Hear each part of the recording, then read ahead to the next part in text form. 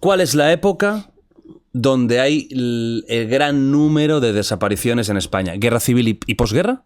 Sí, ahí es donde empieza. Los desaparecidos españoles se producen durante la Guerra Civil Española y durante los primeros años del franquismo. Sobre todo. Vale. Los decenas de miles de desaparecidos. Primero la Guerra Civil. ¿Fueron solo la parte republicana, los desaparecidos? ¿Fueron las dos partes? Bueno, a ver, hubo desaparición forzosa en ambas partes. Lo que sí es verdad es que el franquismo dignificó a sus víctimas. Cuando llegó Franco, a partir del 39, gritando a todo el mundo que hemos ganado, hemos vencido, ha ganado la guerra, ha ganado la paz, o ha estallado la paz, como decía el libro famoso de Gironella, ¿no? Ellos se preocuparon de dignificar a sus víctimas. Y olvidaron las víctimas de sus opositores. Y esto durante todo el franquismo se mantuvo de esta manera. A partir del año 75, con la muerte de Franco, ya al principio hubo familias que querían buscar a sus seres queridos, pero evidentemente no era el momento más adecuado. También es verdad que había muchas familias que conocían el paradero de sus seres queridos. Sabían dónde estaban enterrados. Claro, porque muchos de los ejecutados están en cementerios. Estaban en las partes civiles de los cementerios. O sea, eran ejecutados, como eran, digamos, eran ateos o eran de grupos que no eran religiosos, los fusilaban en la tapia del cementerio y los enterraban en la parte civil del cementerio. Guadalajara, algunos cementerios de Andalucía, algunos cementerios de Castilla, en Cataluña, o sea, en Valencia, ¿no? En Paterna, por ejemplo. Paterna, las fosas, estamos hablando de 2.500 desaparecidos en Paterna, que en realidad son desaparecidos, son personas ejecutadas y enterradas en fosas que llegan a 5 metros de profundidad. Fueron ejecutados en el 39 y el 40. O sea, que no son tan desaparecidos. No. Pues en el sentido de que se sabe dónde... Eso es lo terrible. Hacer una búsqueda de los desaparecidos de la Guerra Civil Española hubiera sido relativamente fácil en España si hubiera habido voluntad política. ¿Por qué no hay voluntad política? Bueno, ¿por qué no ha habido y no hay? No ha habido voluntad política prácticamente hasta el 2007, que se hace la ley de memoria histórica por parte del gobierno de Zapatero.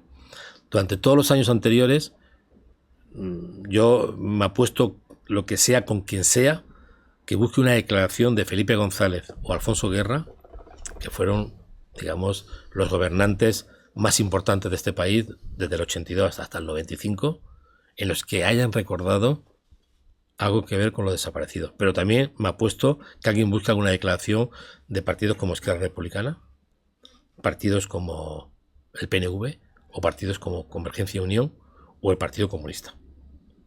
O sea, hubo una especie como de dinámica en la que la transición había que buscar hacerla sin plantearse con seriedad la búsqueda de los desaparecidos. Un pacto tácito de no hablar de este tema, Fue ¿no? como un tema que se guardó debajo de la alfombra y que posiblemente era imposible de desarrollar en los primeros años de la democracia. De hecho, cualquier persona con un poco de memoria sabe que en el 81 hubo un intento de golpe de Estado, que en el 82, 83, 84 la tensión era muy grande en España con los atentados de ETA, pero que ya en el 86 entramos en la OTAN con un referéndum, con un gran engaño por parte del gobierno central, que engañó a los españoles. Entramos en el mercado común. O sea, había posibilidades de desarrollar un proyecto serio. De hecho, el pacto tácito fue tan brutal que ni siquiera la prensa hablaba de ello.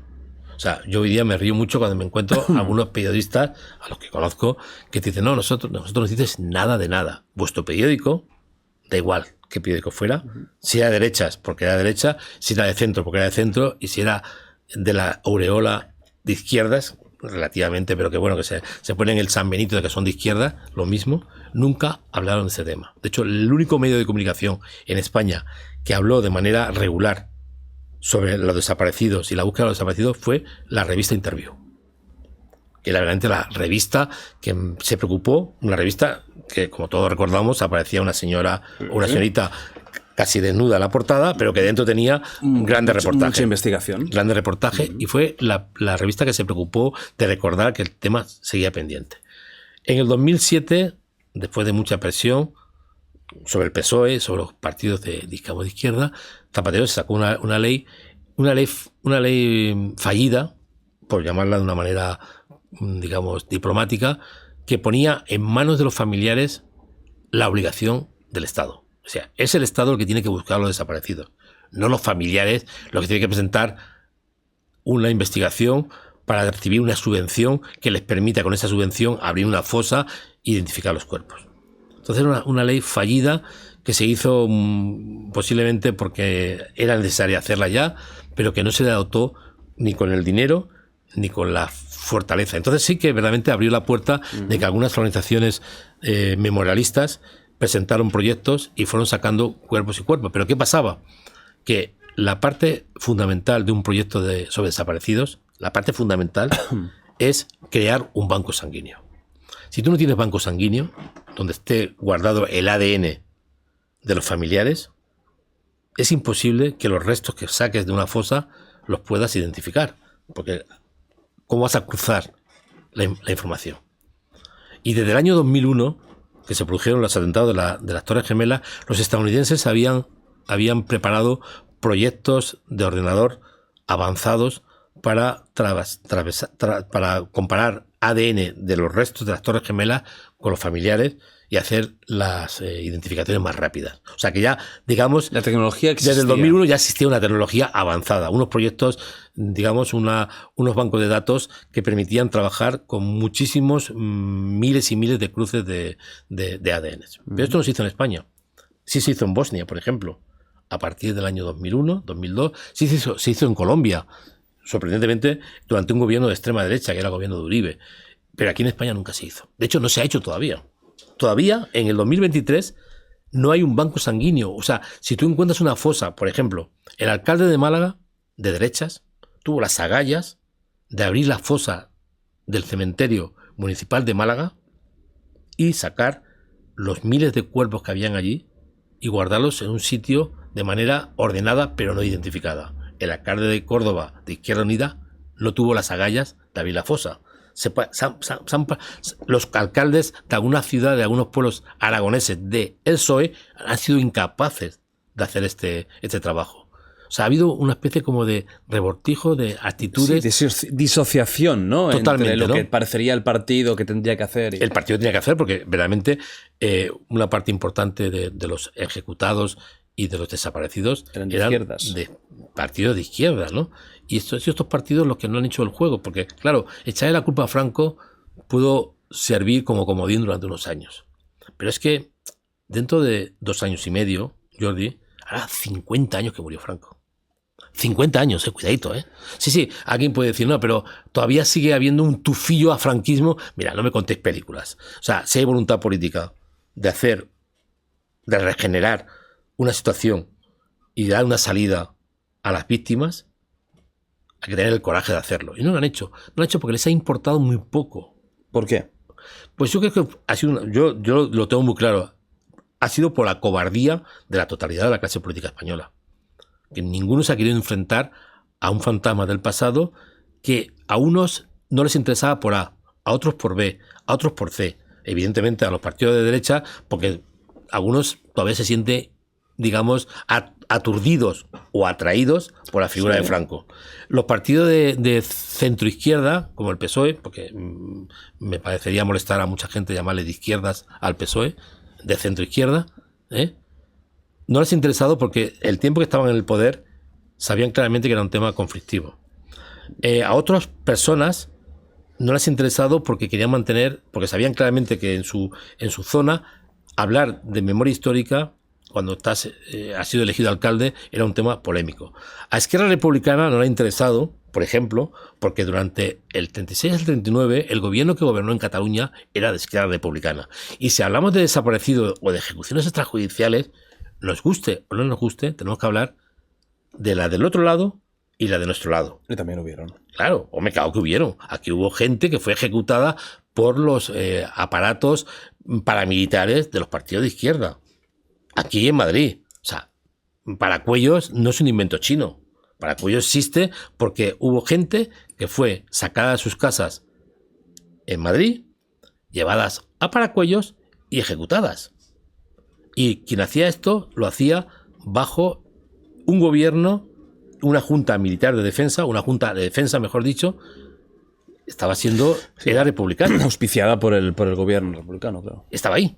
Y de hecho, dentro del gobierno republicano había incluso personajes que querían matar y otros personajes que se enfrentaron, que se opusieron a estas matanzas. Esto pasó. Pero claro, hablar de esto significa hablar de los hechos brutales. Yo te voy a contar una anécdota que es polémico. Muy buena. Cuando yo presenté Desaparecidos, una de las mejores entrevistas que me hicieron me la hizo Cataluña Radio. Yo estaba en Tarragona. Era un sábado en directo y la entrevista se puso fuerte y yo critiqué durísimamente. Yo lo que hacía normalmente cuando estaba en un medio de derechas, criticaba a la derecha; cuando estaba en un gobierno todo PSOE, criticaba al PSOE; cuando estaba en el País Vasco ponía a Carlos a PNV, y aquí me tocó a Convergencia y a Esquerra. Y Convergencia, además, recordando que ni Pujol ni la gente de Convergencia jamás habían tenido interés por este tema, pero también incluí a Esquerra Republicana. Cuando acabó el acto, fui muy duro, pero muy duro. Tengo guardada la entrevista todavía, muy duro, sí, criticando durísimamente. Y dije lo que acabo de decir ahora, que es que a la Republicana nunca le interesó este tema, porque sabía claramente que ellos habían hecho lo mismo. Este tema tendría que abrir una brecha o una investigación en los comportamientos que se produjeron bajo el gobierno republicano de la Generalitat de Cataluña. O sea, yo no digo que el gobierno republicano fuera el responsable de las ejecuciones extrajudiciales que se produjeron en Cataluña, pero era el gobierno republicano que estaba aquí, no eran los franquistas. Los franquistas llegaron más tarde, ¿no? Como en Madrid, cuando pasó Paracuellos, era un gobierno de la Junta de Defensa Republicana. Y lo demás es contar películas para no dormir. Entonces, cuando acabó el acto, el tipo del control me llamó y me dijo: disculpa, tienes una llamada. Y me puso el teléfono y se me presentó una persona muy importante de Esquerra Republicana, que no voy a nombrar nunca. Me dijo: no quiero que me nombres. Ha llegado el momento. Estoy sorprendido de lo que has dicho, pero solamente quiero que sepas que tienes la razón.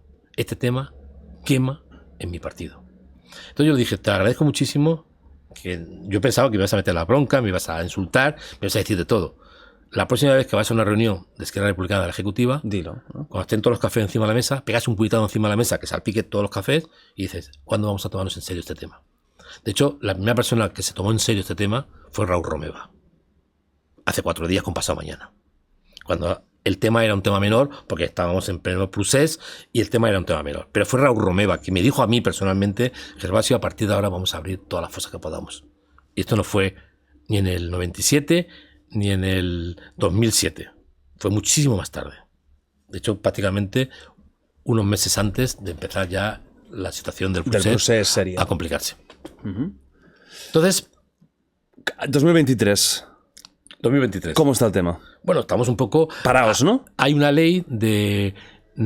Se ha intentado rectificar las lagunas producidas por la ley de Zapatero, porque, entre otras cosas, una de las personas que está revisando esta ley es Paco Echevarría, y es una persona bastante decente, que sabe muy bien los problemas que ha provocado todo esto, pero que todavía no se ha aprobado. Todavía está ahí. Entonces, en este momento estamos en una situación curiosísima, en la que las fosas se abren en función de los gobiernos locales. Y esto puede traer engaños. Si está el PSOE, se abre. Si está el PP, no se abre. Y no es así. Por ejemplo, en Andalucía, que has comentado, ¿no? Que hay un gobierno ahora del PP. O sea, depende del gobernante. Claro, casi, ¿no? De la opinión personal del gobernante. Pero había muchos proyectos ya avanzados y en vez de suspenderse se han planteado. Así como durante la época de Rajoy se tumbaron todos los proyectos, porque lo que hizo Rajoy fue nada más llegar al poder, se cargó la ley de Zapatero.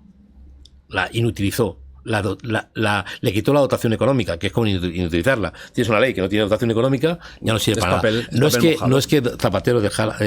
o sea, vamos a ver, Zapatero... los millones de euros que se dedicaba a la memoria histórica eran menos de 3 millones de euros, menos el último año, que es lo que se gasta Barcelona en la noche de la Merced, en los petardos. Sí, que es que a nivel real, a nivel gubernamental es muy poco. Calderilla. calderilla.